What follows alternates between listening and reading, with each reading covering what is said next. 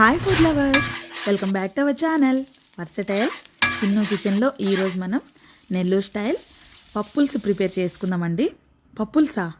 అదేం కర్రీ అని డౌట్ కూడా. ఈ పప్పుల్స్ని నెల్లూరులో మాత్రమే పిలుస్తారండి. చాలామందికి పప్పుల్స్ అంటే ఏంటి అని అడుగుతారు, కానీ నెల్లూరియన్స్ని అడిగితే తక్కువని చెప్పేస్తారు. చాలామంది ఫేవరెట్ కర్రీ కూడా, ఈజీగా అయిపోతుంది. ఈ నెల్లూరు స్టైల్ పప్పుల్స్ని ప్రిపేర్ చేసుకోవడం చాలా ఈజీ అండ్ తక్కువ ఇంగ్రీడియంట్స్తో టేస్టీగా పప్పుల్స్ని చేసేసుకోవచ్చు. ఇంకెందుకంటే ఆలస్యం, వీడియోని స్టార్ట్ చేసేద్దాం పదండి.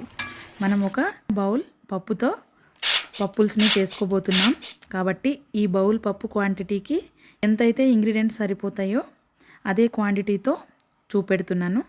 ఒక కప్పు పప్పుని క్లీన్గా 2 times వాటర్తో వాష్ చేసుకొని ఒక కుక్కర్లోకి వేసుకొని ఒక 7 గ్రీన్ చిల్లీస్, ఒక పెద్ద ఆనియన్, ఒక పెద్ద టమోటా స్మాల్ పీసెస్గా కట్ చేసుకొని వేసుకోవాలి. పప్పు కంప్లీట్గా మునిగే వరకు, అంటే 600 ml వాటర్ వేసుకొని ఒక స్పూన్ పసుపు, కొంచెం ఇంగు పౌడర్ యాడ్ చేసుకొని అన్ని వైపులా బాగా కలిపి 2 విజిల్స్ కోసం పెట్టేద్దామండి. 2 విజిల్స్ తర్వాత ఈ స్టేజ్లో పప్పు ఆల్మోస్ట్ కుక్ అయింది. తర్వాత ఒక 30 grams టామరెండ్ని వాష్ చేసుకొని యాడ్ చేసుకుంటున్నాను. మళ్ళీ ఇంకో 3 విజిల్స్ పెట్టేస్తే టామరెండ్ కూడా ఈవెన్గా కుక్ అయిపోతుంది. 3 విజిల్స్ తర్వాత పప్పుని మిక్సీలో కంటే మాన్యువల్గా గ్రైండ్ చేస్తేనే టేస్ట్ బాగుంటుంది. సో ఇలాగే చేసుకోండి. చూసారుగా, పప్పు అయితే మాన్యువల్గా గ్రైండ్ అయింది.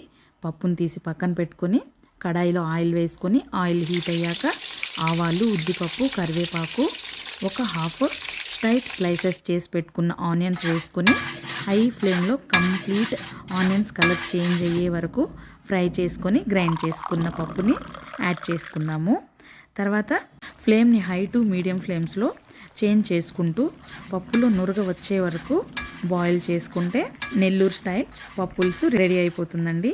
వేడి వేడి అన్నంలో వేసుకొని పప్పుల్స్కి side dish combination home made వడియాలు, అదేనండి అప్పడాలు, పాపడ్స్, చల్ల మిరపకాయలు, అదేనండి dry salted green chillies fry చేసుకుని ఈ పప్పుల్స్ని వేసుకొని తింటే సూపర్ అంటే సూపర్ అండి.